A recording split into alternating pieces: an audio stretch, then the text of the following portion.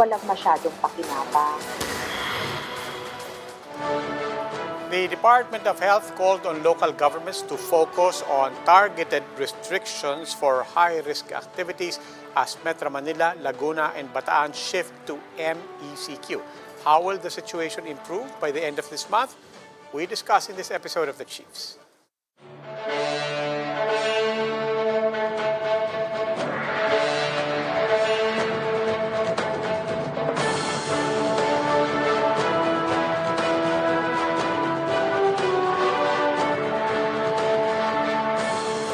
Welcome to this special edition of The Chiefs. I'm Robbie Alampay. Kasama po natin Ami Pamintuan of the Philippine Star and Lucy Cruz Valdez of News 5. And mamaya sasamahan tayo ni Ed Lingao of One News. LCV, Ami, happy 17,300. Oh my God. Very bad. Kailan ba mag-MECQ, ha? I mean, diba? Hindi naman, yung MECQ naman natin, MECQ daw with restrictions. I know. Parang MECQ in name only. Oo nga, konti lang naman ang nabawas. I know. Tsaka lahat ng mga negosyo, ganun pa rin, di ba? Yes. Hindi naman din sila pero yun nga yung isang usap-usapan sa social media, di ba? Nabanggit mo nga, Ami, parang kaunti lang ang nabawas. Ang isang nabawas doon, ayuda. Because it's not ECQ. Yes. Di ba? So, parang pagkatapos, on top of all that, ano pa bang mga binabantayan natin na balita, Ami? Well, yung sa of course, yan na yung natin, gusto nyo mag-shift na tayo. Oo nga, yan ang segue mo. Circular, yung circular ng PhilHealth to hospitals and medical professionals. Sinuspinde yung mga payment of claims. Temporary suspension. Oo nga, parang parang andito na ba ang natin? Sige, ipasok natin. Ito po yung, mamaya, I'm sure you've seen this message going around and tama-tama na, dito na rin si Bok. Bok, welcome. And tama-tama nga, joining us tonight, Private Hospitals Association of the Philippines President, Dr. Jose de Grano. Good evening, Dr. de Grano. Good evening, Rocky. Good evening, Ed, Lucy, and Ami. Okay. Sir, I think people have an idea already because kumakalat to kanina sa social media even before there could even be confirmation. But malinaw, itong suspension of payments to the private hospital, the circular, that was clearly really released by PhilHealth. Pero may kaakibat doon kasi na statement na sumasama, supposedly galing din daw sa Private Hospitals Association. Just for the record, sir, I mean, this statement, and let's just say in broad terms, it was saying this seems arbitrary, it seems sweeping, we feel threatened by this, and sa totoo lang, it's almost like blackmail. That word did not come out in there, but it seems suspicious na ngayong hindi makapagbayad ang PhilHealth, biglang parang binabaliktad sa inyo. In general, yes. Basically, sir, can you confirm, is that the sentiment or the statement or at least the sentiment of the hospitals of the Philippines? Yes, actually that was the real sentiment of the private hospitals. They were really concerned. They were concerned that with this circular, any let's say you're accused of fraud, you're accused of ethical actions. Ang labo nun, that's very general. And then sabi nila, abuse of authority. What's the basis of abuse of authority? And then after that, pagka nabigyan ka nun, you are given 3 days to respond. Then you are parang within 30 days na hindi nag-respond yung President CEO, parang suspended ka na doon. And then with that, you're given 120 days suspension. That's already, let's say, 5 months already. And then they can extend it. Sa COA, and then they can extend it. They can extend it to another 90 days. That's 8 months of suspension, di ba? So that's why they were really afraid or they were frightened na baka yung mga supposedly our the claims that we are trying to reimburse will be placed on this category, and then they will no longer be paid. because they will be included doon sa mga claims na supposedly fraudulent, and then yun, it will all be frozen. You know, they will not pay you even your past dues, past claims, the present claims, and your future claims will be suspended. So that's the reason why they were very apprehensive. Very quickly lang po, I'm sure maraming tanong dito, but just a basic question, if you allow me. Kasi yung TSPC, Temporary Suspension of Payment of Claims, this will be in the vocabulary of Filipinos, I suspect, in the next few days, TSPC. And this was in the circular, ito po yung punot dulo nung concern nyo. Is this a new mechanism or matagal na yan, or is this just new guidelines na nagulat kayo? That's what they're saying, no? Dr. Domingo, the spokesperson of PhilHealth, said that this has been with us since 2016. But they say that there is some polishing or something like that para to be more to manage the proper fund management and then fraud detection, parang ganon. So parang pinalish nila yung previous na circular in 2016. Yung circular 0013 kasi provides for suspension of the payments at the onset of investigation under specific parameters and so on down the line. Yes. My question to you just kasi onset of investigation, ibig sabihin sa pagsimula ng investigasyon, ilan sa mga ospital, whether private or public, pero in your case, I suppose private, ilan sa mga ospital ang sa ngayon nandun sa onset of investigation? Kumbaga maapektuhan nitong suspension na ito. Right now, actually, wala akong alam na merong na-apply na to right now. So I think this is supposed to be effective pa 15 days after publication. So it's gonna be in mga first week of September. It will be effective. So this is for future findings, or no, not findings, for future investigations. I think so. That's actually they have issued an explanation on this recently lang, nito lang gabi. Just this night, sinabi niya, all healthcare providers can rest assured that this policy will be enforced with respect to due process and existing rules and regulations. And that PhilHealth assures its members and accredited providers that all good claims shall not be affected. That's at least an assurance on our part. But then, of course, they are still concerned about this thing because this is quite medyo nagulat kami dito sa basta bigla na lang paglalabas nitong ng circular na to. Nakakagulat nga ho talaga because alam ho namin na matagal na kayong naniningil. Yes. At ang punto de vista ay kayo ang naghihintay na mabayaran na ng reimbursements, di ba, due you. Kasi in effect, kayo nagpapautang sa kanila, di ba? Kasi na-advance nyo.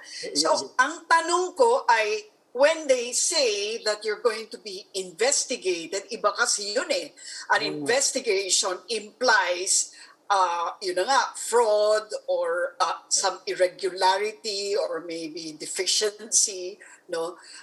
Kayo po ba at any point in the process ay nasabihan na ini-investigate yung claims ninyo? Usually, ang mangyayari dyan is the regional vice president will be sending you a letter.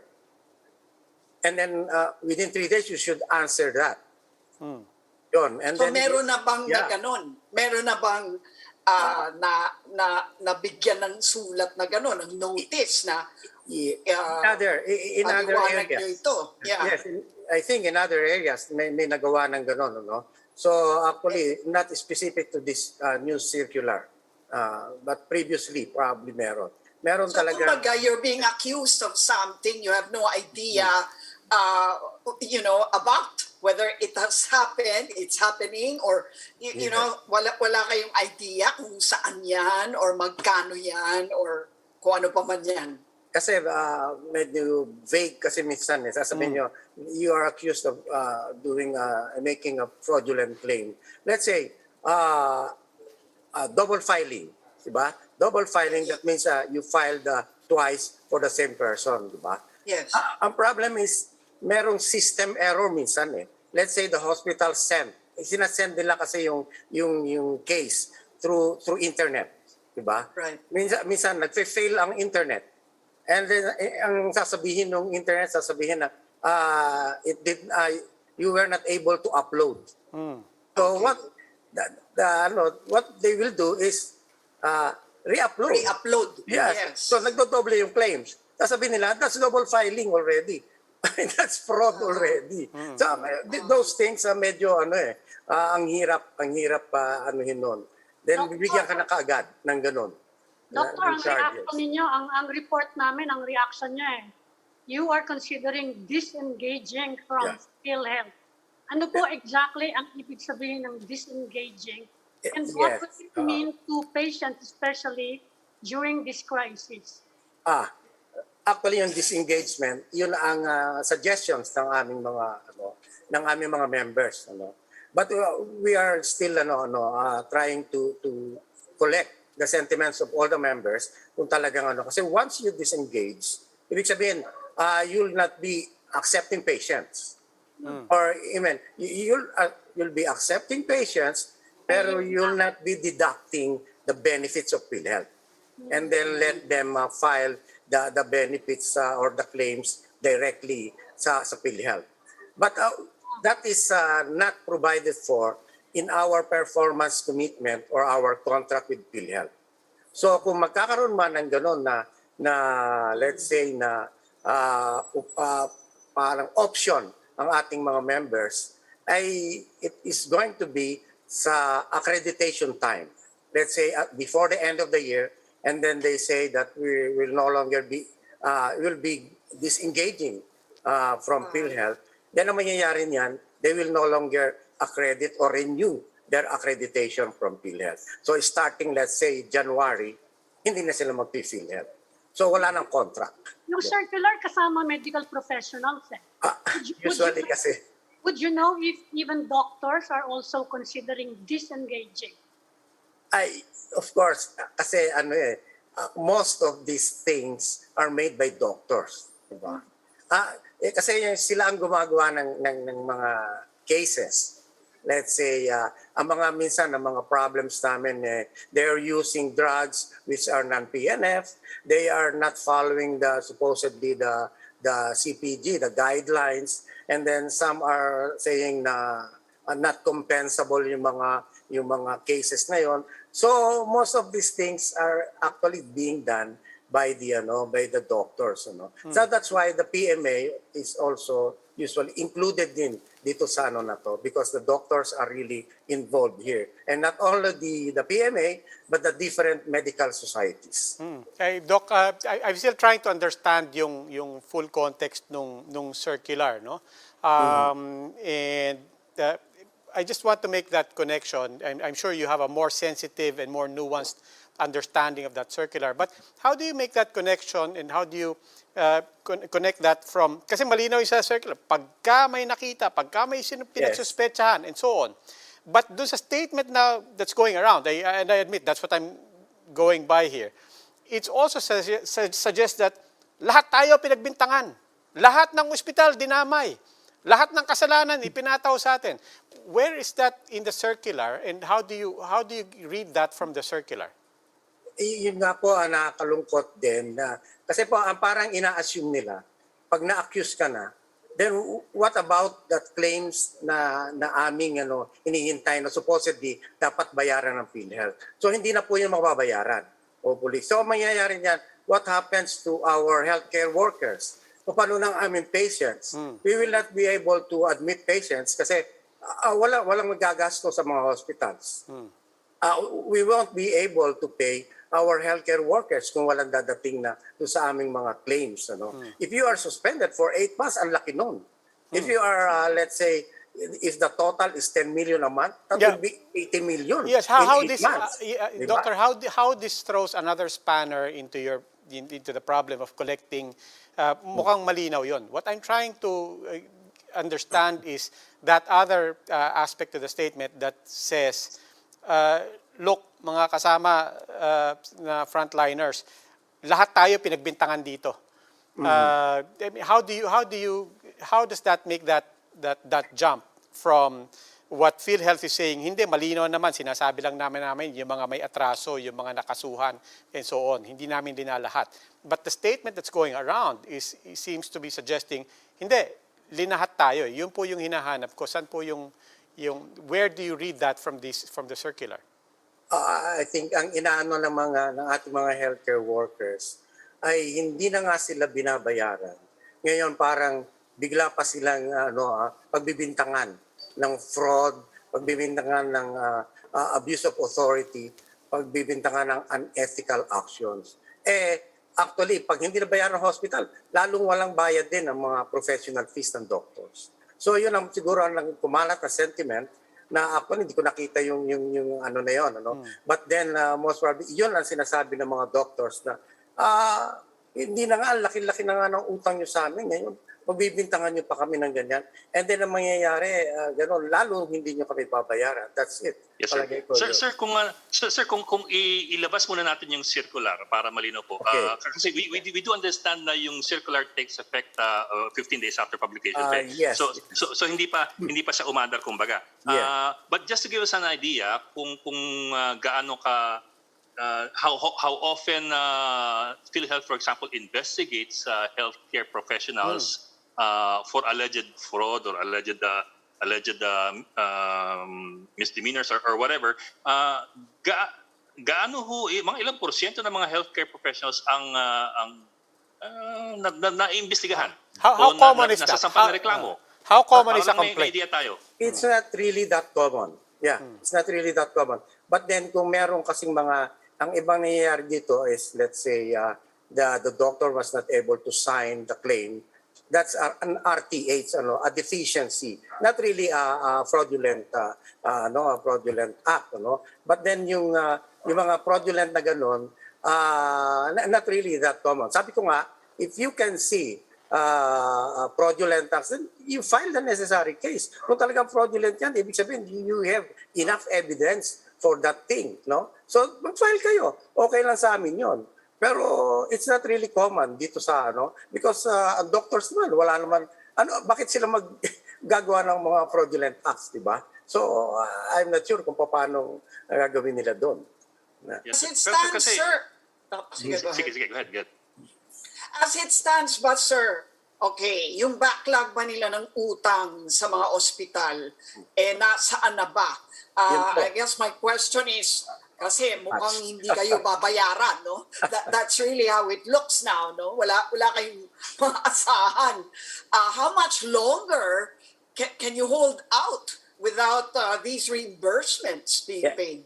Ma'am, ang presentation nila that was a week ago, the total unpaid claims to us is 86 billion, 86 billion. That's billion. Wow. And out of that, ang RTAs or return to hospital is around 46 billion. At least yung return to hospital, if we will be able to reverse that, kung maibigay namin yung mga deficiencies, mari-reverse yun, dapat supposedly, maibigay sa amin. But yung denied claims amounts to around 13.8 billion. Yun ang medyo mahirap, Pag denied claims, we don't know kung anong gagawin nila doon. And then our on-process or in-process claims amounts to around 26 billion. Yun ang talagang ine-expect namin na within the month or within a few weeks dapat ibayad sa amin. That's 26 billion. So, ano nga mangyayari pag hindi kayo nakabayad? Sorry, Ami, na-curious lang ako. How much longer will hospitals be able to sustain their operations? Well, talagang hirap ang hospitals. Some hospitals, sabi ko is are trying to borrow money from the banks, loans sa banks. And then yung iba, of course, nagda-downsize sila ng operations, something like that. Kaya medyo hirap talaga ang hospitals. Ngayon, there are some non-COVID claims na binabayaran naman nila. No? So nagbabayad sila ng mga non-COVID claims. So at least more or less medyo nagkakaroon kami ng funds, ano? Ang natakot kasi sila imagine kung magkaroon ka ng case, even these non-COVID claims may stop. Ay talagang walang mangyayari sa mga hospitals. 'Yun ang kinakatakot ng mga hospitals. Doctor, I'm wondering kung paano mangyayari ang investigation eh. What can trigger investigation? Kasi doon sa circular, may mga binabanggit sila, mga upcasing daw, overbilling, Yes. payment of ghost patients. Pero siyempre kailangan, hindi naman pwedeng lahat kayo na ospital o iimbestigahan lahat ng doktor. There has to be a complaint, di ba? Or there has to be some trigger. Ano-ano kaya yun na pwedeng mag-initiate ng investigation ng PhilHealth? Usually, pagka may complaint ng patient, nag-complain halimbawa ang patient na, chinarge niya ako ng ganito kalaki, sobra-sobra siya mag-charge. Then the PhilHealth can investigate. Paano yung upcasing? Paano nilang nalalaman na nag-upcase kayo or Kasi yan let's say katulad ng moderate COVID. Ang moderate COVID, ang benefits po niyan is 143,000. Kung severe, it's 333,000. Ang laki ng difference. Ano? So, let's say, ang upcasing dyan, instead of moderate ka lang, gagawin mong severe. Severe. So, it's hindi naman namin, paano gagawin ng hospital yon? Hindi nga kami nababayaran. Even, bakit namin i-charge sa PhilHealth yung mas malaking amount when alam namin na magiging utang to, di ba? Bakit namin i-upcase yan? So, malabo na mag-upcase talaga ang mga hospitals. Kasi, at saka yung sasabihin naman nila na hindi naman COVID yan, ginawa nilang positive COVID. May yan may certification, RT-PCR certification na attached doon. At talagang kung at makikita rin doon, let's say, sasabihin mo na this is a COVID case. May mga ibang laboratories like chest x-ray. Pag sinabi ng chest x-ray, normal ang chest x-ray mo, hindi rin babayaran ng PhilHealth yun. Kahit positive ang COVID. Kasi dapat meron kang COVID pneumonia. Kung ang pneumonia mo ay mild or moderate, makikita sa x-ray. At sasabihin sa x-ray, moderate pneumonia yon. Then you can charge as moderate COVID. Parang gano'n. Hindi po basta-basta. Sasabihin mo, kahit lagyan mo ng positive COVID, i-charge nila, babayaran nila sa COVID. No. May mga may requirements sila bago sila magbayad ng gano'n, ng mga pneumonia cases. Doc, Karamihan ba ng mga case COVID, sir? Yung mga yung ina-allege ng PhilHealth, yung COVID cases yan?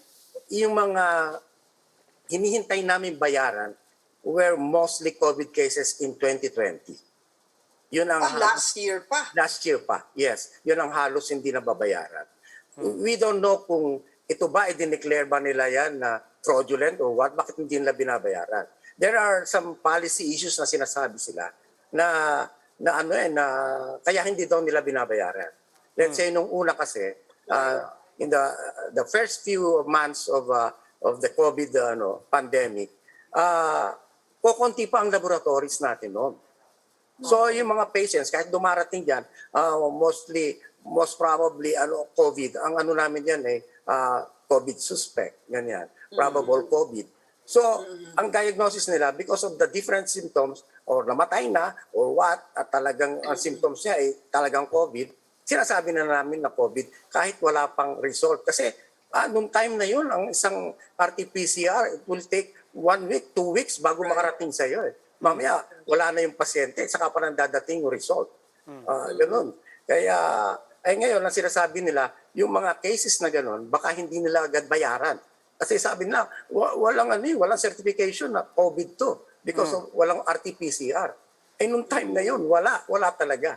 Walang makukuha gano'n. Doc, siyempre, ang concern ng mga tao ngayon is, ano mangyayari ngayon? Now, on the one hand, kanina po lumabas tong issue na to. You also started this show by acknowledging that may clarification ang PhilHealth. But where does that put the relationship between PhilHealth and the frontliners? because of that statement, are you saying medyo lumamig naman ng konti yung issue or sa tingin niyo ba painit pa lang to? We will still have to wait, ano? And actually, open din naman sila. Open din sila for dialogue or discussion. So anyway, we'll have to talk with them. Titingnan natin kung ano talaga then yung nilabas nila na clarificatory statement, then we will see. We will also have to ask again the sentiments of our members kung ano ba talagang feeling nila. And then we will have to see kung ano yung sasabihin nila dito sa nilabas na clarificatory statement ng PhilHealth. Yeah, but I'll be honest, nung nakita namin kanina yan doon nung pinost ng PhilHealth, pinublish nila sa dyaryo, no comment whatsoever. Talagang pinost lang nila. It really did seem like, and we all know government does this, it seemed like official, of course, legal, but also a perfunctory move to really laying the groundwork for in 15 days or so many days, this is going to be implemented. Yes, talaga namang implementan nila kasi they were able to, it is already posted in their, in the website of PhilHealth. So they're just waiting for the 15 days na yung talagang needed na para maging talagang implementable na yung circular na yun. Pero Doc, of course, we do understand the concerns over the delay dun sa payments ng PhilHealth sa mga utang sa mga ospital. Pero on the other hand, sabi nga ninyo kasi, bibihira nga naman lang na may investigasyon sa mga ospital, sa mga healthcare professionals, yes, yung PhilHealth. So I'm trying to reconcile yung statement na yun with yung apparent concern ng mga hospital administrators na tatamaan sila ng circular. Gayong kakunti lang naman talaga yung naiimbestigahan. Yes, alam mo kung why they are really concerned or afraid of these things. Because the PhilHealth has a quasi-judicial power. It means they are the accuser, they are the prosecutor, they are the judge, and they are the executioner. So ibig sabihin, anong laban ng hospital, anong laban ng healthcare worker or the doctors kung sila mismo ang magtatry sa iyo? Wala na, ibig sabihin you're already parang guilty ka na kagad. Yeah, kasi sila lahat yun ang kino-question namin even before itong quasi-judicial powers ng PhilHealth na parang wala, omnipotent sila Di ba? Wala, anything they do kaya nilang gawin because of the quasi-judicial power nila. Yun. Wala kayong appeal sa wala kayong mode of appeal dyan? For example, legal yes, ways. So, wala ba kayong ganon? I think that is provided in the law. Kaya dapat magkakaroon tayo ng amendment to the law, ng PhilHealth law. Yes, yun ang medyo matagal kasi kailangan we have to lobby for it siguro sa House of Representatives and Senate for it to be at least amended. Okay. So apart from disengaging, wala kayong ibang option na kino-consider ngayon in response to this circular? Well, wala namang talagang iyon ang talagang initial ng sentiments ng aming members, but then we'll see kung after the clarificatory statement they will change their minds, but a lot of them talaga are decided kasi siyempre pag nakita mo yung gano'n ang feeling mo talaga ano ba yan, hindi na nga kami binabayaran, ganyan pa ang gagawin nila, di ba? So that was the part of the moment decisions of the yun na nga, what could have triggered it? Because everybody was so surprised by it. Yeah. In fact, pati kami, para akala namin baka nang fake to. What triggered that? Nagsunod-sunod kasi yan. And then they were wondering, sabi nga nila, bakit itong PhilHealth wala pang lumalabas na COA findings? Yun ang sinasabi nila. Nasaan na yung COA findings? Diba? Yeah. Bakit wala pa? Halos lahat ng branches na government departments, nilabas nila yung findings. Ito hinihintay namin kung totoo ba na wala silang pera, kung totoo ba yung mga hindi nila binabayaran, let's say, gano'n. Dapat lumabas yon sa findings ng COA. Bakit? Tinatanong din namin. And then, of course, nagsunod-sunod yan. Dumating yung SRA, di ba? Ang SRA, biniblame kami ni Secretary Duque na nasa amin daw. Well, in fact, sa totoo lang, sabi ko, palagay ko, Secretary Duque was misinformed on this by his, yung subordinates niya. At sinasabi sa kanya, nabigay na po namin niya sa hospitals. Well, in fact, nung kami mag-survey, ang daming hospitals na hindi pa nare-receive. Nandun pa sa region, nandun pa sa provincial offices ng DOH. At hindi pa namin nare-receive. Pero namin i-release yan kung hindi pa namin nare-receive yung mismo pera. And also in some other areas, yun ang actually, sumulat ako kay Senator Subiri. Sabi ko, Senator Subiri, hindi totoo yung sinasabi ni Secretary Duque na nasa amin na yan. Tinanong ko, nag-survey kami, and we found out na yung iba, idinadaan po nila sa local government unit. At sinabi doon, during the Senate hearing, hindi dapat dumadaan yan sa LGUs. Bakit kailangan dumaan sa LGUs yan? Kaya ang iba po, talagang nagtatagal. Instead na madiretso sa kanila, pagdaan po kasi niya sa LGUs, ay para ma-disburse nila yan, they will have to do a hearing pa, a board resolution, sanggunian resolution. And then saka pa lang nila ulit i-release yung pera. So another yun another red tape. Yes. Doc, are we interpreting this right, that at the very least, objectively, at the very least, just going by the circular, pagka may TSPC or napagbintangan lang yung isang ospital, which starts the process for investigation, no?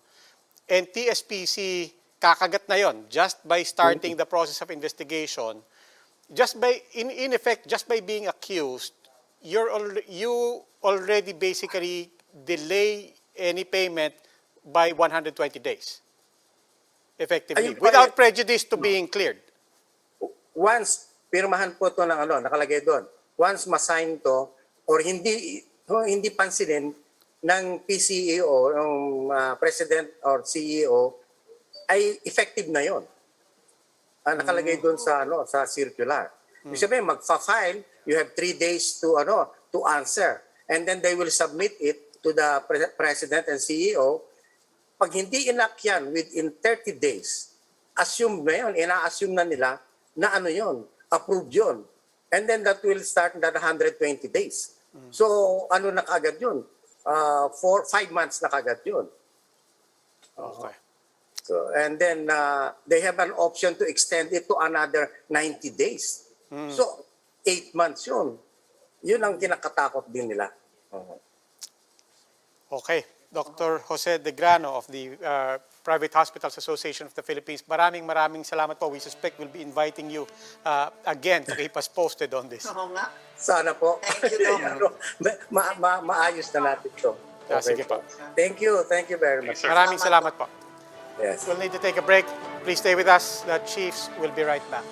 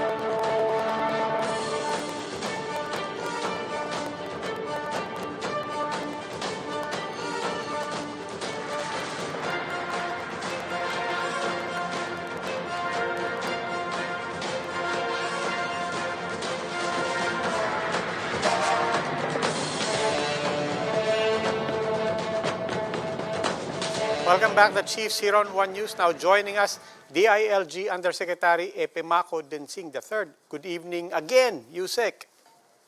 Hi, Robbie. Yeah, Rabi, good evening, Amy. Hi, sir. Parang kagabi lang tayo nagsama, sir. Dapat in-announce nyo na kahapon. Dito rin pala tayo babagsak.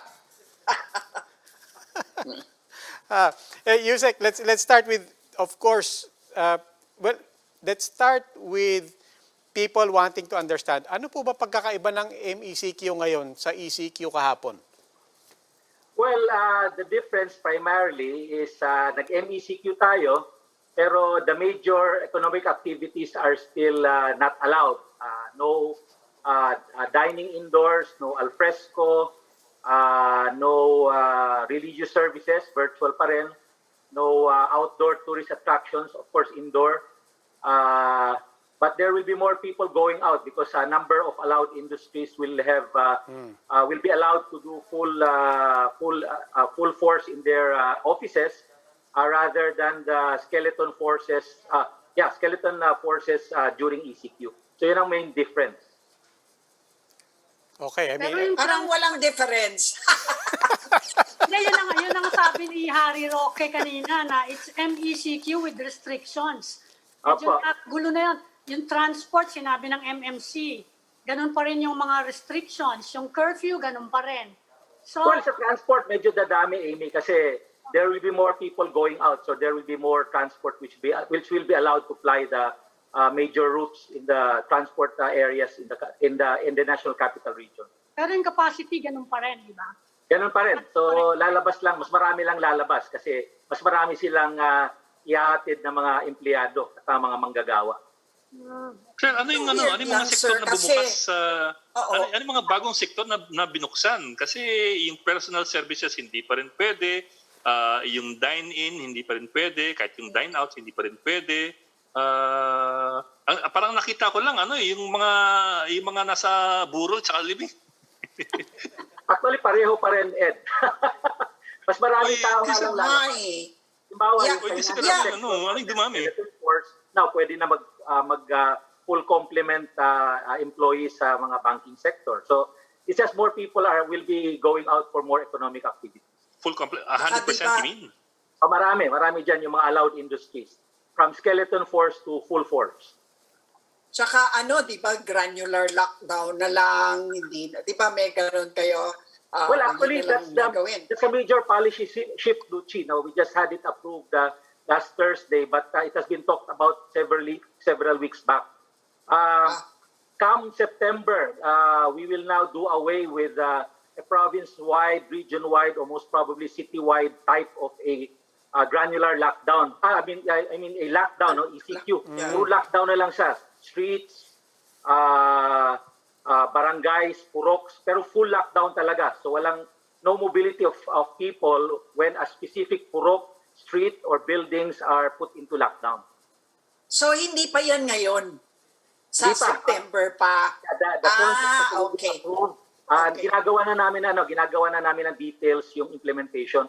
And yesterday, I had a dialogue together with the Department of Health with all the governors, and they like the idea of them given the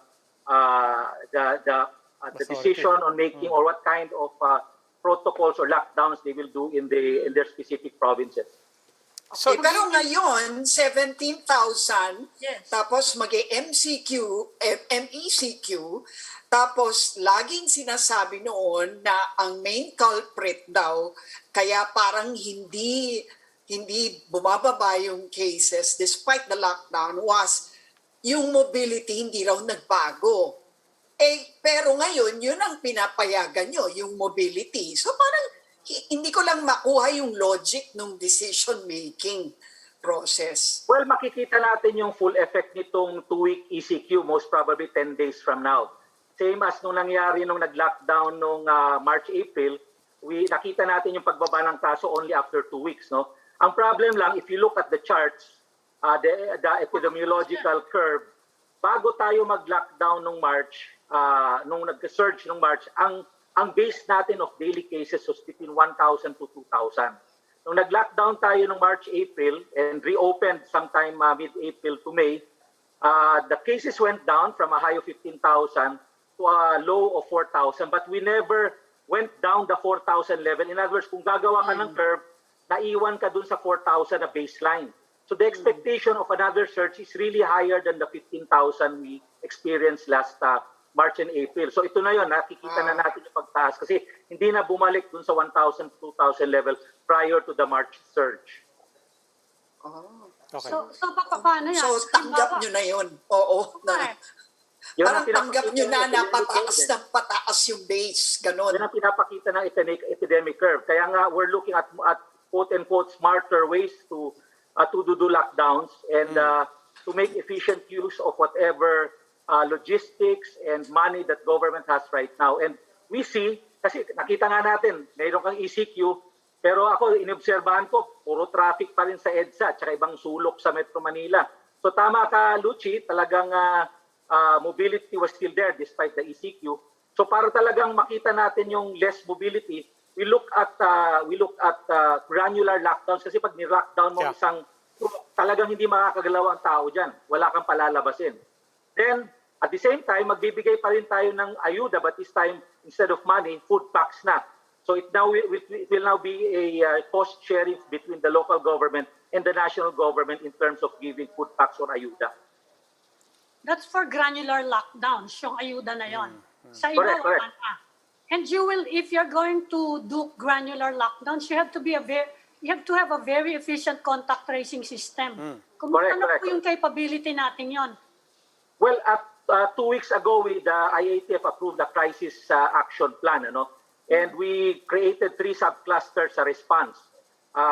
Yung ating international border controls, which will be manned by the Department of Transportation, health facilities by the Department of Health, and the biggest and most challenging is the subcluster on communities or community response, which was given to, unfortunately or fortunately, to the DALG. So the focus right now is contact tracing. We will expand, we will measure and assess their competency. And more importantly, it's not just contact tracing, Amy, we will go to house. This is what we call active case finding. It's based on the Dharavi model in India. Talaga mag-house to house tayo, tatanungin yung mga pamilya kung sino may symptoms, there will be testing on the ground, and whoever will be found to be have symptoms, ipo-contact trace kagad yung close contacts at ilalabas at dadalhin sa isolation and quarantine facilities, hoping that it will cut the transmission or the chain of transmission or infections. Saan yung house-to-house na yan? Yung suspected, yung area na posibleng mag-granular lockdown? Yes, pag nagka-granular lockdown, automatic house-to-house yan. At saka yung mga LGUs na naka-alert level 4 ngayon based on the alert status of the Department of Health. Identified na po yan. And parang, kunyari, if there's a certain number of persons na infect, ganun ba yun? Parang na nag-positive, doon kayo magbe-base ng decision to lockdown. Is that Correct. it? There's already a protocol on that, as early as last year. But right now, dinadagdagan na lang namin yung protocol on how to declare lockdowns. In fact, the protocol right now is all barangay, streets, buildings, purok that needed to be locked down in case there are 2 separate cases or cluster of cases, idedeklara kagad yan ng municipal or city mayor. Ang governor naman will declare a municipal or citywide lockdown kung kinakailangan, but subject to the conference of the regional IATF. So mabilis na tayo. Yung national IATF will just keep our power to lock down province-wide or region-wide as necessary, but by September, we will set aside that power of the IATF and we will do granular lockdowns using our local government. That applies even to NCR. Ibig sabihin nyo, after September, wala nang NCR-wide lockdown. We are still, at most, it will only be at the city level. Correct. That will be happening starting, ang target namin is to have it a full implementation of by September 8. Although today, meron na mga granular lockdowns or even in the past, but we will expand the way we will be doing granular lockdowns at hindi naaabot sa IATF for a citywide or province-wide lockdowns via ECQ or MECQ. Yung condominium... Mas maapektuhan yung mga yung mga apor dyan. Limbawa lang, lalo na health worker. Paano? But in the so hindi sila, kunyari nakatira sila sa isang lugar na na-lockdown, na granular lockdown, hindi sila papapasukin, ganun? Ang proposal namin, still subject to the approval, is pag na-lockdown, let's say, ang isang street, no? May accord dyan. The only one who will be allowed to go out So is may the healthcare exemption. worker. Yes, so the healthcare worker. But once he or she goes out of the lockdown area, hindi na siya makakabalik until malift yung lockdown. Oh dear. Paano yun? Paano yung mga media? I mean, Ayun, nandun lang kayo sa labas. mauubusan kami ng tao niya. Hopefully, hindi sila ma-lockdown. Yeah, yung mga... Wow. What about condominium buildings? Kung merong clustering sa isang condo, ila-lockdown nyo rin yung buong Same condo? thing. One whole building based on the protocols of the NTF. By dalawang clusters na dyan, the whole building will be locked down for 14 days. 14 days. Wow! Ako, medyo mahirap-hirap yan. Ang hirap. Yeah.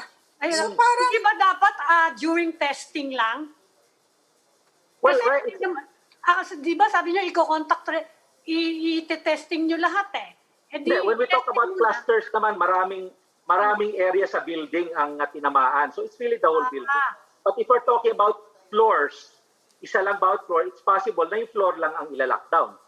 So it really depends on the number of clustered infections in the building.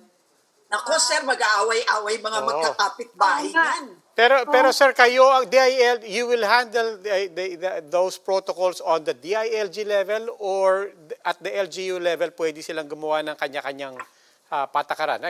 Exactly doon, sa example, sa limbawa ng mga high-rise residential buildings.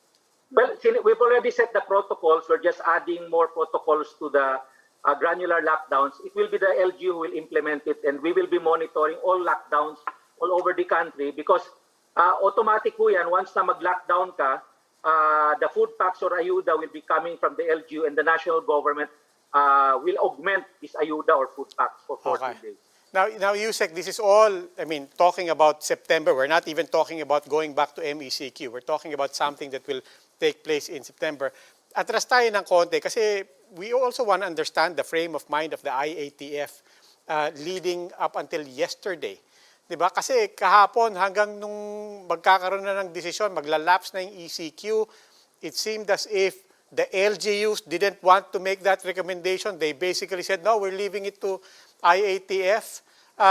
So what was the sentiment yesterday, especially given that yesterday we were at 14,000 something, and then today we're at 17,000. I just want to have an idea of how unanimous or how acrimonious were the debates within the IATF involving the LGUs. Well, the debate was really long yesterday. No? It took us 3.5 hours. And we ended up dividing the House just to make a decision whether NCR will continue to be under ECQ or moved up to MECQ. It was really a debate between our health experts to ensure that there will be a containment of the virus at least for another 10 days via the ECQ, or the debate coming or the arguments coming from the economic managers that there's a need to again allow businesses to open so that many people who lost their jobs and income capacity will return at least slowly in the next 10 days. And apparently during the dividing or division of the House, they agreed to de-escalate NCR to ECQ, including Laguna and Bataan, but subject to certain changes of protocols. At ito yung pinag-uusapan natin na sa MECQ, halimbawa, pwede kang mag-alfresco at 10% dine-in. Ito, completely wala pa rin dine-in, whether alfresco or indoors. Yung outdoor tourist attractions or indoor, allowed po yan sa MECQ at certain percentage, ngayon hindi na rin ina-allow. So medyo MECQ pero marami pa rin dinagdagan pa ng restrictions. So hindi to ordinaryong MECQ na tinatawag natin. Well, sir, I'm sure that a lot of people. Sir, I'm sure a lot of people are trying to divine how the IATF makes its calls or makes its decisions, considering na may lag time talaga yan eh. May lag time talaga yung data na pumapasok dun sa new cases, sa positivity rate and all that, di ba? As well as yung ICU and yung ward occupancy rates, may lag time lahat yan eh. So in the end, how do you what could be your basis for making decisions to downgrade or to upgrade? Like today, 17,000 tayo. We know that's from 2 weeks ago or 3 weeks ago, di ba? May delay talaga yan eh. So how do you make a decision na let's downgrade sabay tumataas yung mga numbers? Well, to be honest, Ed, that's really the matrix. We focus on the healthcare utilization rate, the number of utilized ICU beds, COVID beds. Yes, sir. Yung Yes, sir. ADAR, But even yun, sir, tumataas din kasi that's also from 3 weeks ago, 2 weeks ago eh. May lang time din yun eh. Yeah, that's why the position of the DILG is to continue with the ECQ at least by month end before we shift to the new system of more granular lockdowns. Pinapaliwanag namin na we have to prepare the system for an eventual overwhelmed capacity. But of course, although the parameters are there, it's a collegial body.